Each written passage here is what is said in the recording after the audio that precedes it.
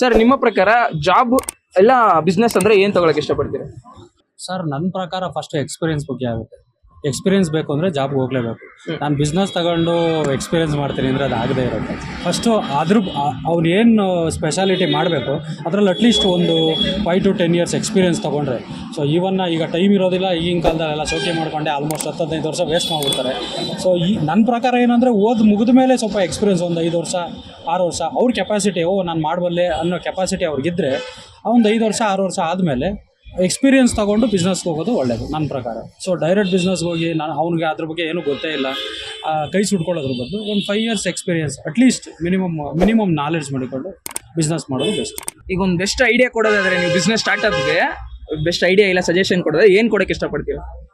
Sir business startup ಅಂದರೆ ಅದೇ ಹೇಳಿದ್ನಲ್ಲ, ಇದು ನಾವು ಅದೇ ಮಾಡಬೇಕು ಅಂತ ಇರೋದಿಲ್ಲ. ಅವ್ರ ಮೈಂಡಲ್ಲಿ ಇರಬೇಕು, ಅವ್ರು ಯೋಚನೆ ಮಾಡಬೇಕು.